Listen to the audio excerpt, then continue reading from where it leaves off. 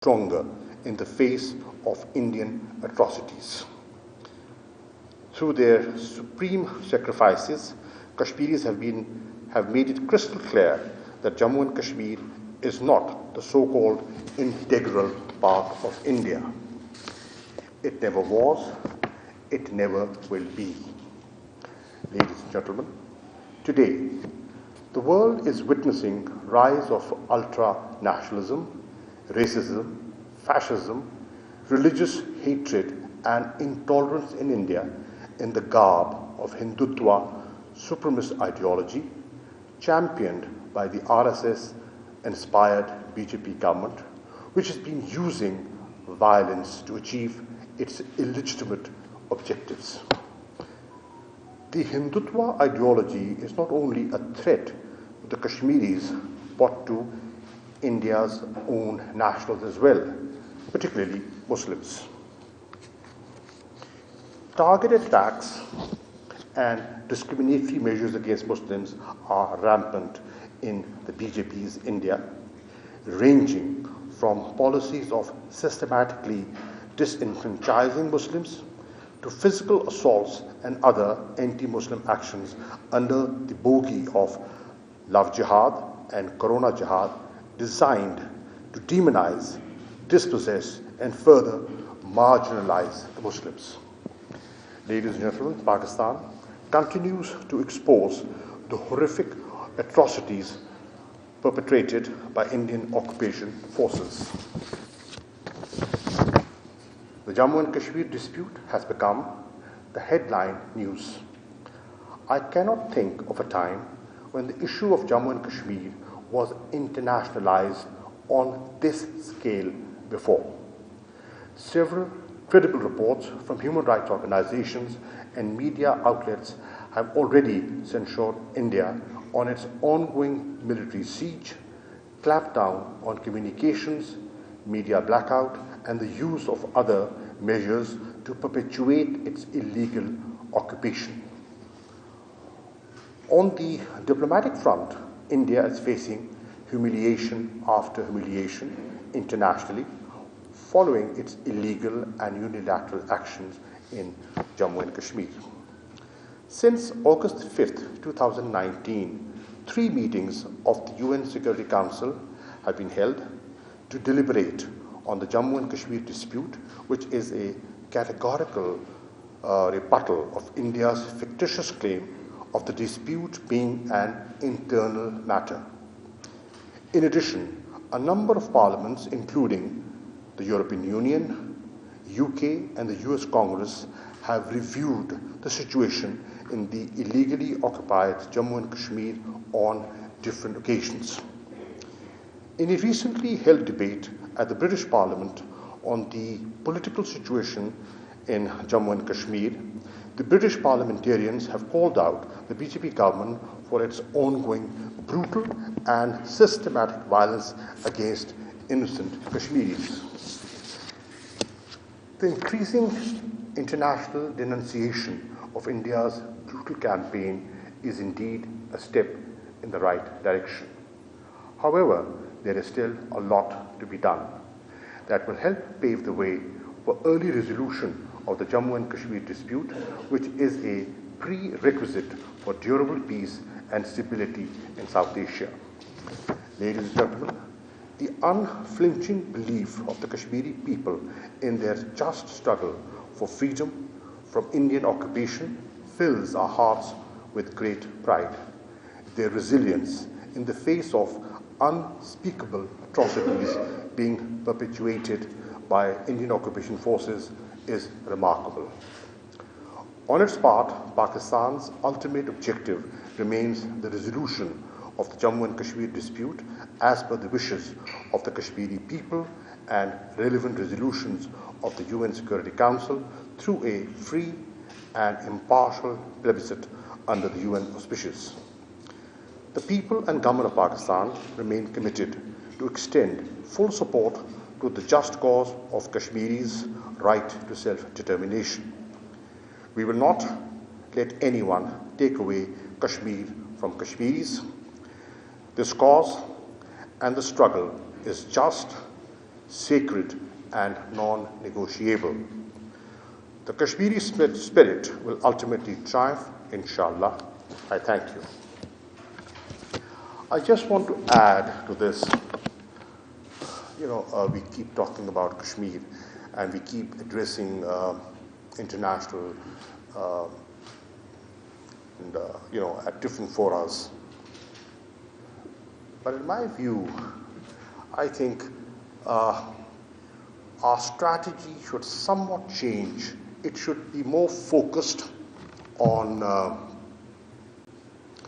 human rights organizations, because many democracies claim that they are torchbearers of human rights, and the new Biden administration is, talking of human rights. We need to engage more actively with parliaments, with think tanks and people. Until we can build pressure of public opinion, governments, because of political expediency and realpolitik, perhaps knowing what's going on, fully aware of what the Indians are up to in the occupied territory, will keep looking the other way. It's a tall order in the environment that we are working in. Nonetheless, it's a just cause. We believe in it, and the Kashmiris are looking up to Pakistan in particular to stand with them. And I'm confident that despite different views on different issues within Pakistan, despite the political polarization in the country, on this issue, the nation is one and should remain one. Thank you.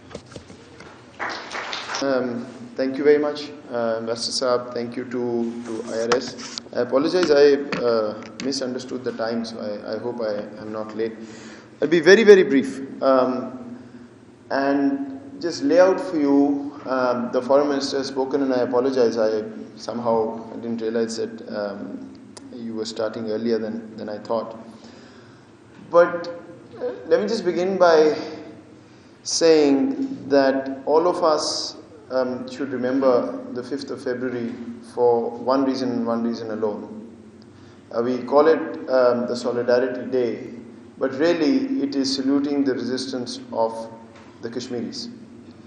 And every time we talk about Kashmir and the world talks about Kashmir, somehow real estate comes to mind. The first and foremost part of this dispute is human lives. We shouldn't forget that. There are Kashmiris who every day are suffering under India's illegal occupation. Yesterday I was doing an interview, and the interviewer asked me, so why isn't Pakistan hurrying up the process of getting to a settlement? And my answer really was that this is the most depressing part of my job, or anybody who's working as a Pakistani official trying to resolve this dispute in light of the UN Security Council resolutions. Because every single day you wake up, you come to office, and you get information on what has happened in IIO-JK in the past 24 hours. And that is enough to make you sob for the rest of the day if you have any heart beating inside you. So I just want to start by reiterating that this is foremost an issue of human lives. A human tragedy that has lasted 73 years and continuing, unfortunately. When you talk about Kashmir, the first thing to keep in mind is what is today's Pakistan. I think this is where we start going wrong when we talk about Pakistan and we then talk about India and then we talk about what India is doing. But the first thing, and I'm not sure whether the Foreign Minister talked about this, but Pakistan and the vision of the Prime Minister is decidedly, and in February 2019, Kashmir, months before August 5th. There's also talk about our news channel being the only one who was present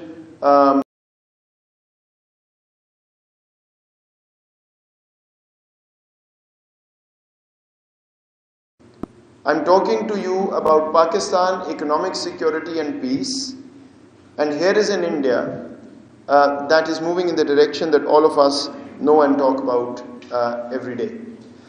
Let me also say that there's always a conversation, oh, but what is the government doing? You know, this is the difference between responsibility and rogue behavior. We've got a country on the other side that is seemingly making short-term gains, including tragically in IIOJK when it says, I've done unilateral things to change the character, totally in contravention of the Fourth Geneva Convention and many other international conventions. On the other hand, you have a responsible state that is constantly talking about diplomatic and legal channels and nothing else. Now, this is a difficult path. This is a path to incremental success, not overnight victory. But that's the path a responsible state must take, because remember, I started by saying it is about human lives first and foremost. You know, a lot of people here talk about, and I've often been told, well, India is on the path to self-destruction. Just sit and watch. At one level, as a Pakistani official, yes. But at another level, please remember, every day that passes with the barbaric and draconian attitude of the Indian state, Kashmiris are suffering. So we will keep pushing as hard as we can. The three words that the Foreign Minister and I have sort of been using again and again.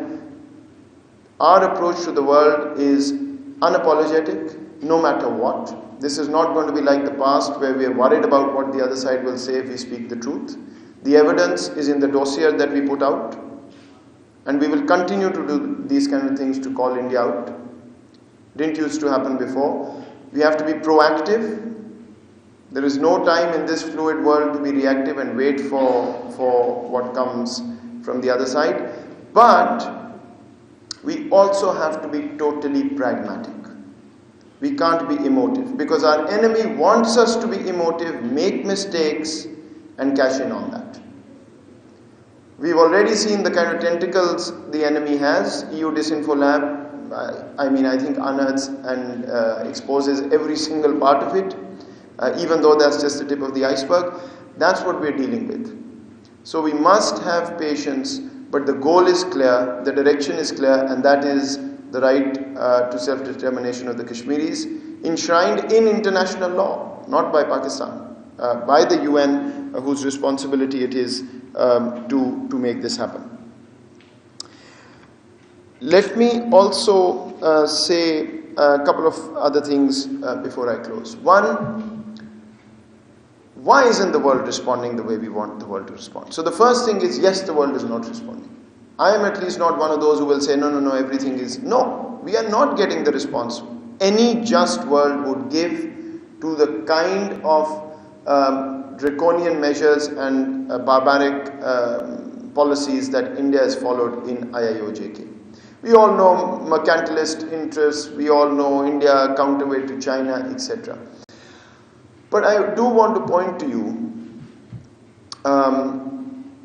that never has India been censured the way it has been in the Western press and media, by US congressmen and women, by UK parliamentarians, by human rights organizations, like it has in the past year and a half. We do a very comprehensive analysis of these things very scientifically. There's some people in the room who sort of work with us on that. And we can even show you numbers in terms of how the narrative on India has changed in the West. So it is not that the world is completely blind to what is happening. The challenge is to move this realization to an action which is doing the right thing against India, to push it, to change what it's doing in IIOJK, and then more importantly for us, move to a real resolution of the dispute. But things are changing. They're much slower than we want. But with our unapologetic, proactive and pragmatic attitude, we will continue to hammer this to push it as much as possible. Last point I want to make. Despite everything we know India is doing, Pakistan's vision is peace. That is the conversation we continue to have. It's the one-step and two-step formula.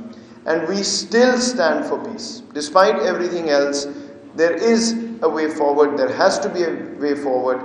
But the enabling environment for that conversation has to be created by the country that has taken that enabling environment away. And that's India. And that's where we ask the world to come in and compel India to do what is required to move this equation forward. It is not that we are pleading the world to come and support us in something. We just asking the world to do what it has already guaranteed it must do, which is push India to a real, sincere dialogue to resolve Kashmir in light of the UNSC resolutions. Once again, let me just end by stressing, think about the Kashmiri lives. That's who we stand with. The territorial dispute, of course, is there, but first and foremost, we must not rest till we get the Kashmiris the justice and the right to self-determination they've been promised. Thank you very much.